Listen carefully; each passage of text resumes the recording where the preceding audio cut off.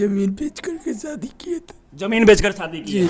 50 लाख रुपए आप दहेज में नहीं दिए तो इंजीनियर ने आपके बेटी को गला दबा के मार दिया। जी आप ही लोग से हाथ जोड़ के आप लोग चाहिएगा तो हमको इंसाफ नहीं, हम लोग बिल्कुल हम लोग बिल्कुल, आप रोइए मत, आपको इंसाफ जरूर मिलेगा। और जिस दरिंदे ने आपकी बेटी को दहेज के कारण जान ले लिया है उससे भी पकड़ा जाए।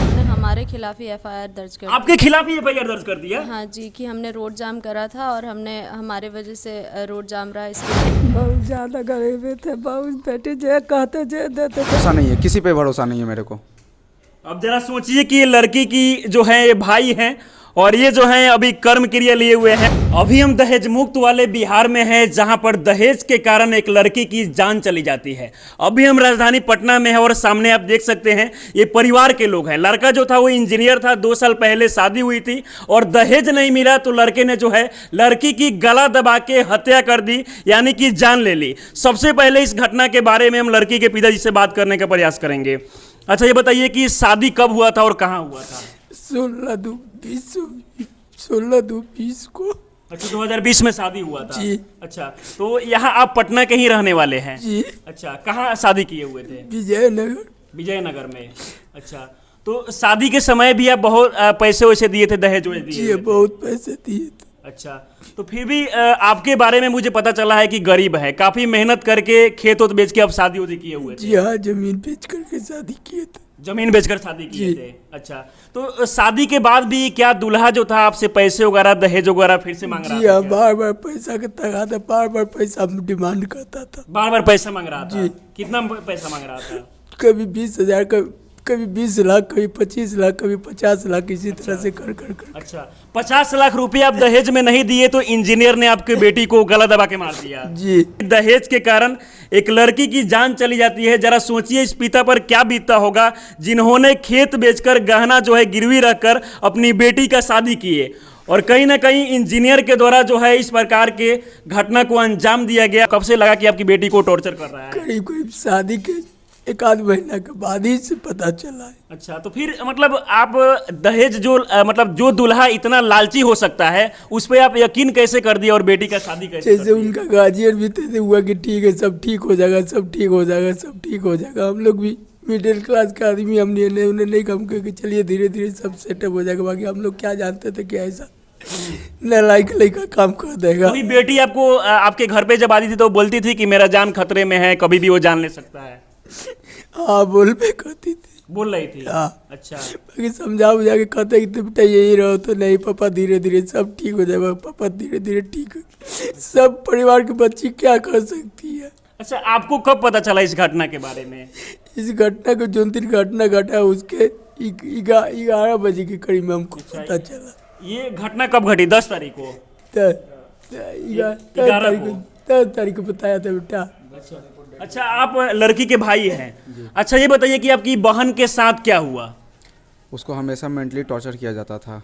अच्छा। हमेशा उसको कभी बोला जाता था कि पैसा अपने घर से मंगाओ, जो भी करना है अपने घर से मंगाओ, फ्लैट भी लेना है तो अपने घर से पैसा मंगाओ, उसके बाद मैं फ्लैट लेके मैं तुमको साथ रखूंगा अथवा मैं नहीं रखूंगा।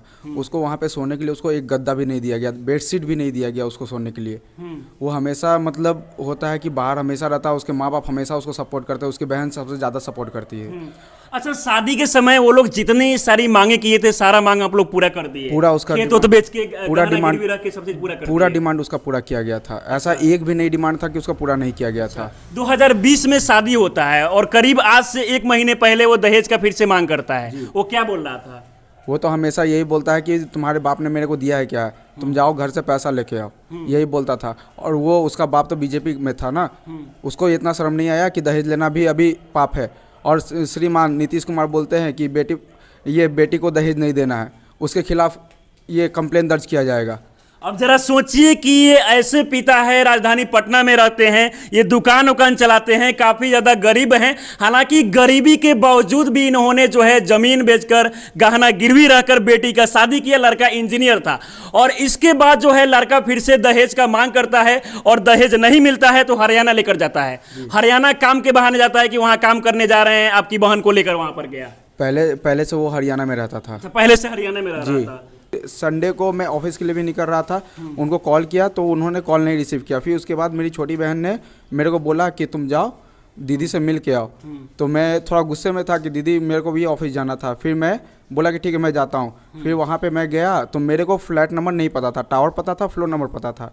फिर उसके बाद मैं सिक्योरिटी गार्ड को बोला कि ऐसा ऐसा बात है, मेरी बहन कॉल नहीं उठा रही है, आप मेरे को हेल्प करो। फिर उसने बोला कि किस नाम से फ्लैट बुक है आप ये बताओ। मैंने उसका नाम लिया हरीश रंजन। फिर उसने बोला कि ऐसा कोई नाम से फ्लैट नहीं है। फिर मैंने बोला कि 5th फ्लोर टावर नंबर 15 के पास है, मैंने उनको यहाँ पे पहुँचाया है, एक बार आप चल के देख लो। तो एक सिक्योरिटी गार्ड लेके गया, 2 गेट को नॉक किया। उसके बाद वो उसका कॉल आया, उसके बाद बोला कि सर आप जा सकते हैं, मैं यहाँ पे कोई नहीं है। फिर मैं नीचे आया तो देखा कि हरीश रंजन बैग टांग के और वो बाहर की तरफ निकल रहा था। तो मैंने उससे पूछा कि मेरी बहन कहाँ है, उसने बोला कि ऊपर में है। तो मैंने उससे बोला कि मेरे को उससे मिलना है। तो उसने डायरेक्ट बोल दिया कि मेरे पास अभी टाइम नहीं है, कि तुम बाद में आके मिल लेना। हम बोले कि नहीं मेरे को मिलना है। फिर उसके बाद 2-3 शब्द बोला।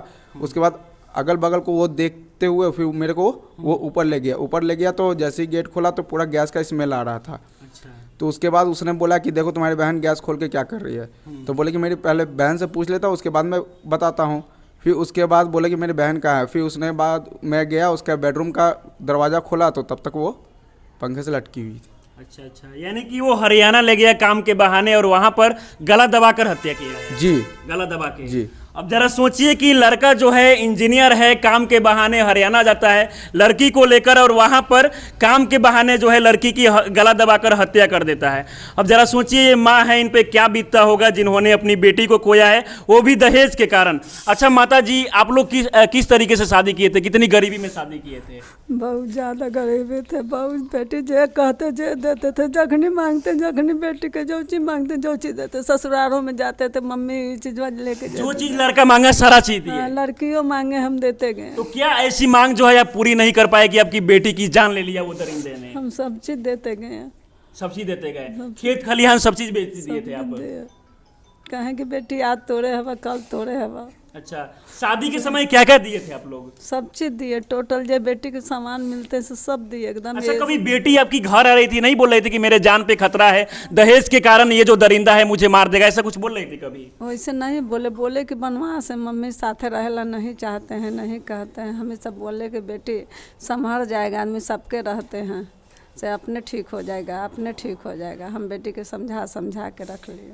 अब जरा सोचिए कि ये माँ है, ये पिता है, इन्होंने काफी मेहनत करके गरीबी के बावजूद भी बेटी का शादी किया दहेज देकर, लेकिन फिर से जो लालची दूल्हा है, लालची जो इंजीनियर है, वो दहेज फिर से मांग रहा था और नहीं मिला तो लड़की की गला दबाकर जान ले लिया।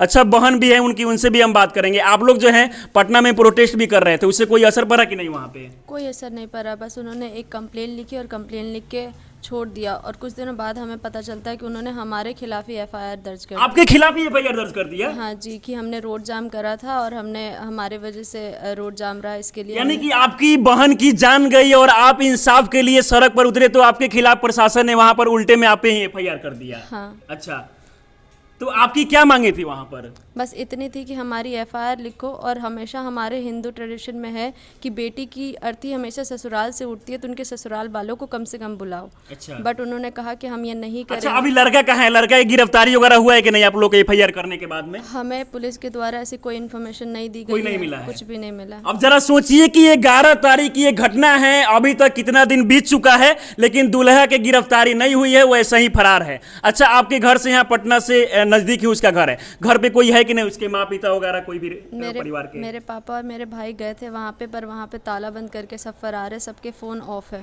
सब वहाँ से फरार हो गया है। अच्छा, ऐसा भी बताया जा रहा है कि वो जो इंजीनियर लड़का था उसका अफेयर भी था किसी के साथ में। वहाँ पे पास में एक ट्रेनिंग सेंटर है, फिजिकल ट्रेनिंग सेंटर है, जहाँ पे वो लड़की काम करती है। उसका नाम है पौलेमी गांगुली। वो लड़की मेरी बहन को भी काफ़ी हरास करती थी और बहुत सारी ऐसे बातें करती थी जो सिर्फ एक हस्बैंड वाइफ को ही पता होती थी, लेकिन उसे भी पता होता था ये बात। अच्छा, आपको क्या लगता है आपकी बहन को क्यों मारा है? क्या दहेज के कारण मारा है या फिर कुछ और भी कारण हो सकता है? दहेज तो उनका मेन मुद्दा रहा था हमेशा, शादी के टाइम से ही। हमें अफेयर के बारे में पता होता था, हम कभी शादी ही नहीं करते, लेकिन बाद में पता चला कहीं ना कहीं दहेज और अफेयर दोनों ही थे। दोनों ही था। अच्छा, क्या कारण है कि इतने दिन हो जाने के बाद भी प्रशासन जो है इस मामले पर एक्टिव नहीं है, अभी तक गिरफ्तारी नहीं हुआ है? क्या आप लोगों को गरीब जानकर मामले को दबाने का कोशिश किया जा रहा है? गरीब जान के मामले को दबा रहे हैं नहीं पता, लेकिन वो ज़्यादा हमसे पावरफुल है शायद, इसलिए उनको प्रोटेक्ट किया जा रहा है। हम जब भी प्रयास करते हैं पुलिस स्टेशन जाने की, एफआईआर दर्ज कराने की, वो हमेशा हमें नकार देते हैं और काफ़ी बुरी तरीके से बात करते हैं। स्पेशली मैंने जिससे बात करी थी रामानुज राम, रुपसपुर पुलिस स्टेशन में अभी वो हैं, उन्होंने बहुत बुरी तरीके से बात करी थी। उनके लिए इम्पोर्टेंट ये था कि हमने रोड जाम करा था, ये रोड इम्पोर्टेंट जाम करने के समय में आपसे बदतमीजी वगैरह भी किया गया था? जब रोड जाम हुआ था तो जब वो आए थे सबसे पहले तो वो बिना बैच के आए थे ताकि उनको कोई पहचान ना पाए। बाद में जब वो बैच लगा के आए थे तो हमसे बात करी तो उन्होंने बोला तुम लोग रोड जाम हटाओ और ये सब नौटंकी मत करो तुम लोग रोड पे। अब जरा सोचिए कि अगर ये लोग जो हैं मामले को गंभीरता से लेने के लिए प्रशासन के पास जाते हैं, वहां पर अगर ये लोग शांतिपूर्ण तरीके से प्रोटेस्ट करते हैं तो ऐसे में इन लोगों के खिलाफ ही एफआईआर दर्ज हो जाता है। अच्छा, आप कौन लगती है चाची लड़के की? बुआ लगती है। क्या हुआ था बुआ के साथ में? दहेज के कारण ही उसे मार दिया हाँ, गया? दहेज का कारण मार दिया। लेकिन बिहार में तो दहेज प्रथा कानून है ना, बिहार के मुख्यमंत्री जी कहते हैं। हाँ, तो फिर क्यों ऐसा हो रहा है? तो दहेज मांगा, हम लोग देते गए, उसके बाद में कहा बोले कि दहेज जितना मांगा उतना दिया। हम लोग सोचे कि हिंदू धर्म में कि मेरा लड़की रह जाए, लड़की भी सोचा कि माँ बाप का हम अपना इज्जत बर्बाद नहीं होने देंगे। जो भी हुआ तो छुपा करके बच्ची ने रखा। अच्छा, पहले कभी ऐसा हो रहा था चाची, जैसा कि ये घटना घटित हुआ है दहेज के कारण जो है एक लड़की को गला दबा के मार दिया है? हाँ, गला दबा कर मार दिया है। हाँ, अच्छा, गला दबा कर पंखा में टांग दिया है। पंखा में टांग दिया है? पंखा में टांग दिया है। अच्छा, अभी लड़का कहाँ है वो? अब लड़का का फरार है अभी? हाँ, फरार है।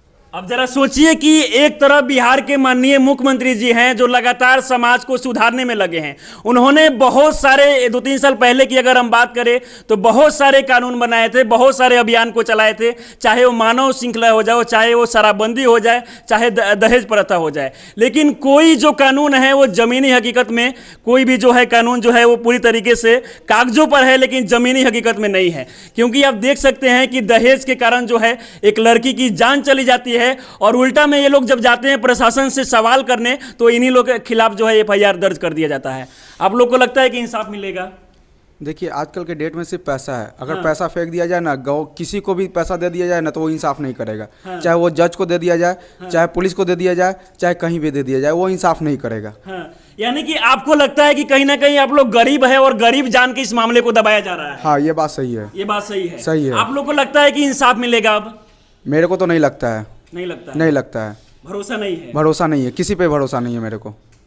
अब जरा सोचिए कि ये लड़की की जो है ये भाई हैं और ये जो है अभी कर्म क्रिया लिए हुए हैं और वो लड़की का जो है दहेज के कारण जो है लालची दूल्हे के द्वारा जो है वो गला दबा के मार दिया जाता है। अंत में आप क्या कुछ कहना चाहेंगे बिहार सरकार से? हम आप ही लोग से हाथ जोड़ के आप लोग चाहिएगा तो हमको इंसाफ नहीं, हम लोग बिल्कुल हम लोग बिल्कुल, आप रोइए मत, आपको इंसाफ जरूर मिलेगा। और जिस दरिंदे ने आपकी बेटी को दहेज के कारण जान ले लिया है उससे भी पकड़ा जाएगा। आप एकदम सब्र रखिए। आप ही लोग को ये दुआ है, आप लोग चाहिएगा तो सब कुछ हो सकता है। अब जरा सोचिए कि ये पिता है, इनका रो रो कर बुरा हाल है, बेहोश हो जा रहे हैं, खाना नहीं खा पा रहे हैं, इनकी बेटी की जान ले गई है वो भी दरिंदे के द्वारा। रुपसपुर थाना का जो है ये मामला है और यहाँ के थाना अध्यक्ष से हम निवेदन करेंगे कि इस मामले को गंभीरता से जांच करे ताकि ये गरीब पिता है और इन्होंने अपनी बेटी को खोया है वो भी दहेज के कारण। कहीं ना कहीं इस मामले का जो है कड़ी तरीके से जाँच होनी चाहिए ताकि जो वो लालची दूल्हा है वो गिरफ्तार हो सके और कार्रवाई हो सके और इन लोगों को इंसाफ मिल जाए। इस वीडियो को देखकर आप लोग क्या सोचते हैं? अपनी राय हमें जरूर दें। आप हमारे साथ बने रहें। बहुत बहुत धन्यवाद।